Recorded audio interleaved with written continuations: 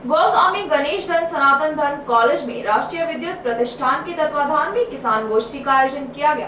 कार्यक्रम में दर्जनों गांव से आए किसानों को फसल अवशेष न जलाने को लेकर जागरूक किया गया।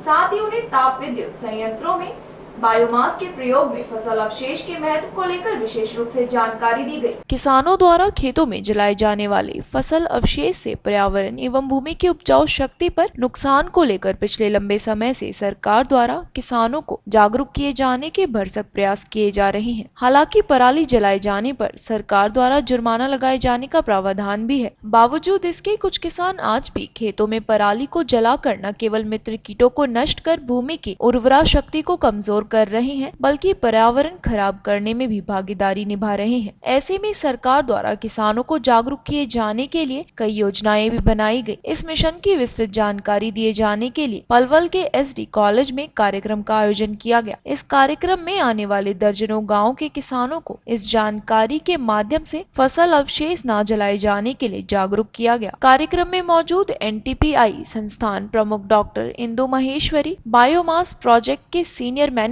प्रखर मालवीय, कृषि विशेषज्ञ डॉक्टर महावीर मलिक ने किसानों को इस मिशन के बारे में विस्तार से बताए जाने के साथ ही बड़ी स्क्रीन के माध्यम से किसानों को पराली से होने वाले नुकसानों से अवगत कराया। इसी कड़ी में केंद्र सरकार के विद्युत मंत्रालय द्वारा राष्ट्रीय विद्युत प्रशिक्षण प्रतिष्ठान मिशन के तहत ताप विद्युत संयंत्रों में बायोमास के प्रयोग को लेकर न केवल फसल अवशेष जलाने से बचा जा सकता है, इसके साथ साथ ताप संयंत्रों में कोयले के साथ फसल अवशेष को प्रयोग किए जाने का प्रावधान सरकार द्वारा किया जा रहा है। बायोमास पेलेट्स के सम्मिश्रण को विद्युत मंत्रालय द्वारा अनिवार्य कर दिया गया है। 8 अक्टूबर 2021 को जारी निर्देश के अनुसार बायोमास पैलेट्स को मुख्य रूप से कोयले के साथ कृषि अवशेषों से बनाया जाएगा, जिसके तहत देश में ताप विद्युत संयंत्रों को बायोमास पैलेट्स के 5% मिश्रण का उपयोग करने का निर्देश दिया गया है, जो मुख्य रूप से कोयले के साथ कृषि अवशेषों से बने होते हैं। बायोमास पैलेट एक प्रकार का बायोमास ईंधन है जो बहुत ही लोकप्रिय है। इन पैलेट्स को ज्यादातर कृषि बायोमास, लकड़ी के कचरे, वानिकी के अवशेषों, वाणिज्यिक घासों आदि से बनाया जाता है। ये पैलेट्स न केवल भंडारण और परिवहन की लागत को बचाने में मदद करते हैं, बल्कि बायोमास पैलेट्स लागत प्रभावी संचालन की सुविधा में भी मदद करते हैं। इस योजना को लागू करने का उद्देश्य फसल अवशेषों को सही उपयोग एवं फसल अवशेषों को जलाए जाने से होने वाले नुकसान। जी, क्या नाम है आपका? परमानंद। परमानंद जी, आज आप आए हैं किसान गोष्ठी में, आपने भाग लिया, क्या बताया गया है पराली जलाने को लेकर? ये बायोमास के बारे में बताया हुआ है। पराली से मलिक साहब ने भी बताई, उन्होंने भी एक बार बताई कि पराली से धुआं ज़्यादा हो और सांस लेने में कठिनाई हो, और इससे मूर्खों को इससे अवशेष से इकट्ठे करो और वो ले लीजिए ताप बिजली विद्युत वाले। तो क्या कारण है सरकार द्वारा इतने प्रयास के बाद भी किसान पराली जलाने से नहीं रोक पाते? अब तो पिछले 2 साल से तो कम पड़ गए जी, किसान बहुत कम है। जुर्माने का प्रावधान भी है? जुर्माने के प्रावधान के मारे ही में पड़े हैं।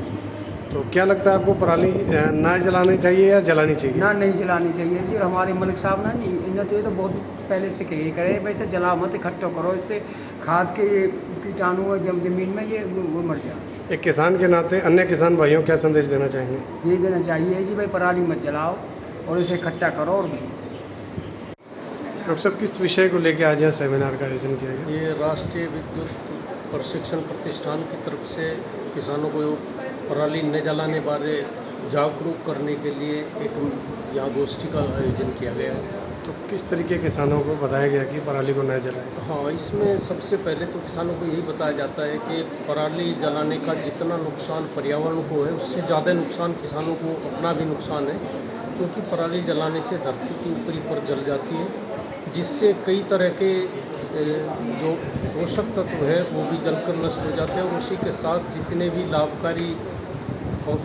जीवाणु हैं, फफूंद है, वो सारे नष्ट हो जाते हैं। यहाँ तक कि मित्र कीटों का भी पूरे तरीके से सफाया फसल से जलाने से हो जाता है।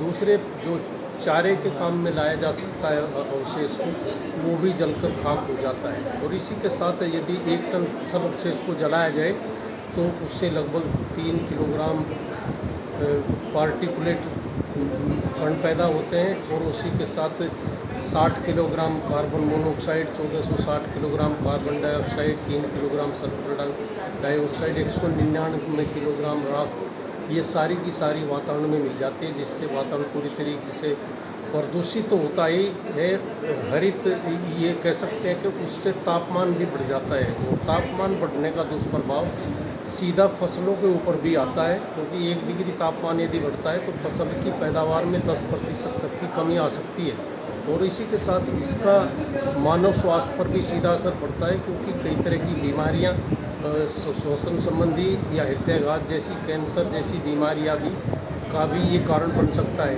तो इसलिए पर्यावरण को साफ रखना, स्वच्छ रखना बहुत ही ज़रूरी है।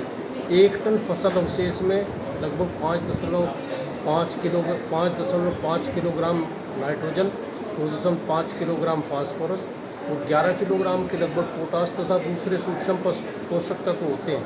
यदि फसल अवशेष को कंपोस्ट बनाकर या खेत में सीधा मिला दिया जाए तो इससे ज़मीन की उर्वरा शक्ति बढ़ेगी और ज़मीन की पानी सोखने की क्षमता भी बढ़ेगी, और किसानों पर रासायनिक खादों के ऊपर निर्भरता वो भी कम हो जाएगी। आज का कार्यक्रम है ये मुख्यतः भारत सरकार का एक इनिशिएटिव है जिसे समर्थ नाम दिया गया है, उसके ऊपर है। और समर्थ, जैसा कि आप जानते हैं, समर्थ किसी को हम बनाते हैं तो उसका मतलब है कि हम उसे अधिक ताकतवर बनाते हैं, उसे हर वो चीज़ प्रदान करते हैं जिससे वो सामर्थ्यवान बन जाए। सामर्थ्यवान चाहे वो ज्ञान के क्षेत्र में हो या समृद्धि के क्षेत्र में हो, उसे श्री प्रदान हो या समृद्धि प्रदान हो। तो भारत सरकार का ये इतना अच्छा प्रेरणादायी एक कदम है किसानों को समर्थ बनाने हेतु कि जैसा इसका नाम है वही इस मिशन का उद्देश्य भी है।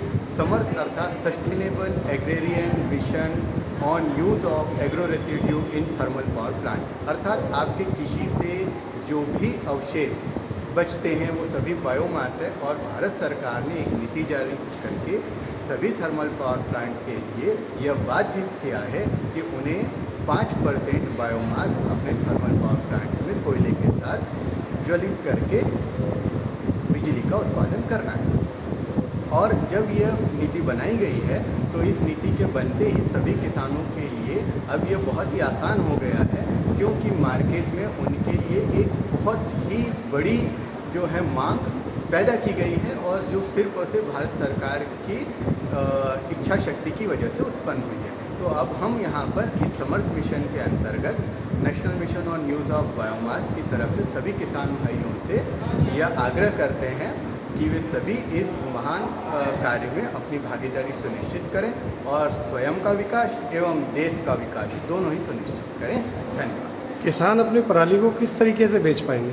किसान अपनी पराली को विभिन्न तरीक़ों से बेच सकते हैं, जैसे कि आजकल कुछ ऑनलाइन प्लेटफॉर्म भी उपलब्ध हो गए हैं। अभी आज जो हम लोग ये कार्यक्रम कर रहे हैं उसमें उस पर विस्तृत चर्चा की गई है, जैसे कि मार्केट मिर्ची है। इसके अलावा बहुत सारे जो पैलेट मैन्युफैक्चरर हैं वे स्वयं भी किसानों के स्तर तक जा कर के उनसे पराली खरीदने हेतु प्रयास कर रहे हैं। और इस विषय में पंजाब एवं हरियाणा में जो पैलेट मैन्युफैक्चरर हैं वो तो बहुत ही ज़्यादा प्रगतिशील हैं। इसके अलावा किसान अपने स्तर पर छोटी छोटी समितियां बनाकर, FPO बनाकर भी प्रयास कर सकते हैं, और किसी भी तरह की मदद हेतु national mission on use of biomass है, ये भारत सरकार की तरफ से इन्हीं तरह की सहायता प्रदान करने हेतु बनाया गया है, क्योंकि यह पैलेट मैन्युफैक्चरर्स को या थर्मल पावर प्लांट्स को या किसानों को, जो कि इसके 3 मुख्य स्तंभ हैं, इनमें से किसी भी स्तंभ को किसी भी तरह की समस्या होने पर उस समस्या का हल प्रदान करने हेतु कार्य करते हैं। और राष्ट्रीय विद्युत प्रशिक्षण प्रतिष्ठान पूरे देश में 11 इंस्टीट्यूट के माध्यम से जितने भी लोग बिजली के क्षेत्र में काम कर रहे हैं उनको ट्रेनिंग और प्रशिक्षण दे रहे हैं।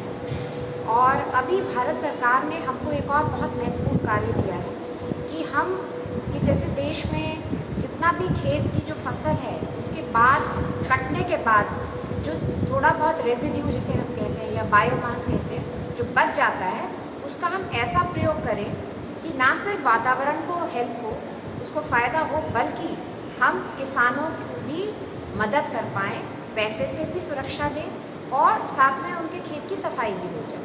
और इससे क्या होगा, उसकी जो सॉइल की या धरती की जो उर्वरता है, जो शक्ति है, वो बनी रहेगी, क्योंकि जलाने से वो काफ़ी कुछ नष्ट भी हो जाती है।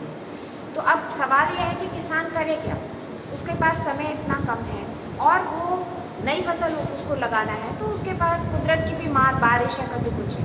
तो भारत सरकार ये चाहती है कि ये जो पैलेट मैन्युफैक्चरर हैं, जो ये छोटी छोटी गोली छर्रे के रूप में इस बायोमास को एक प्रोसेस से गुजार के कन्वर्ट कर सकते हैं, उसको ताप विद्युत संयंत्रों में जिसमें हज़ारों टन कोयला जलता है, उसमें सरकार ने नीति बनाई है नई कि 5 से 10%, मान लीजिए 100 टन जल रहा है तो उसमें 10 टन हम पेलेट्स का यूज़ कर सकते हैं।